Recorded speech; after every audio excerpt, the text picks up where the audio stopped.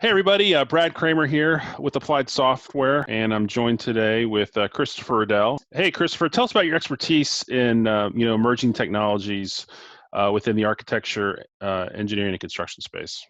Yeah, so my background is I had about 7 years in AE firm. My background's in architecture. I also have some building construction experience sort of sprinkled in there.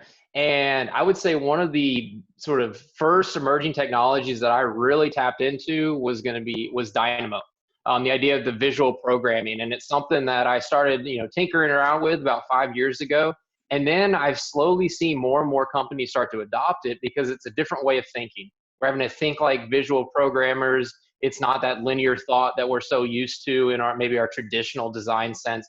And it's not something we were ever taught in school. So that was definitely one of the ones that I see as being emerging but continuing. I mean, we see other things like you'll see VR and augmented reality, and those are things that we're starting to touch on. But I would say some of the basics that we see being the most successful are those visual programming tools like Dynamo and Grasshopper, the ability to really start to get under the hood of what Revit might be able to provide us. Yeah, I could definitely see that as something that's really picking up steam. Teaching architects and engineers how to take a more programmatic approach to design. I bet that's had some challenging projects that you've been a part of. Do you have any ones you'd like to tell us about?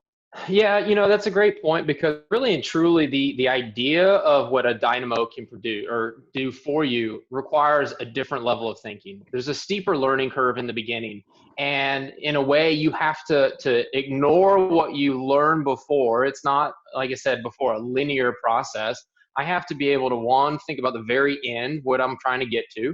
I have to be able to, it's data heavy. So a lot of times in the industry, you have a lot of more creative type that aren't used to sifting through all the data. And so what's fantastic about Dynamo is the amount of data you can pull. But I would say in my career, the biggest issues I've had, or the obstacles, has been able to change that mindset, to be able to think a little bit more about what is Dynamo asking for or asking me of, what is the inputs that I need to put. And I need to sort of forget for a moment the creative part of what I'm used to, the drawing aspect.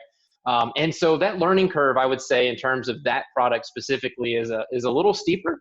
But once you get past it, then it's just, it opens up a whole new level of interaction with Revit. Yeah, so once you kind of can get an architect, an engineer, and even a contractor to kind of think in those programmatic aspects, I bet there's some rewarding things that come out of that. Do you have any examples of some of the things you've been able to shift, or Yeah. stories? People probably get tired of me saying this, but I am a big believer in using something like Dynamo to help fill the knowledge gap. I've probably been recorded saying this 100 times, so I'll do it 101. But what I've found, some of the most gratifying things I've been able to do is, the technology is easier to be, the younger generation, it's easier to adopt the technology. We're more ingrained in it. The older generation has all the work experience. And I would continue to see this larger gap that grows between those groups of people, the people that know how to do it and the people know how to use the software.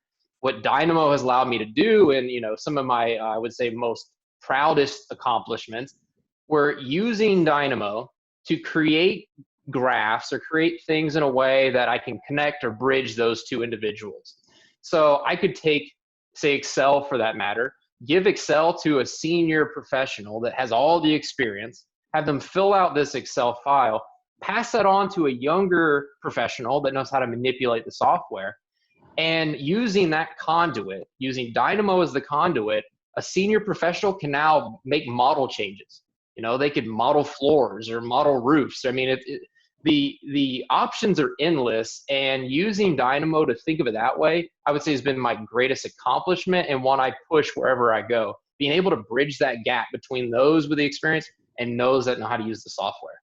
So obviously Dynamo is something you're pretty passionate about and had a lot of success with. What else are you focused on in 2020 in your field?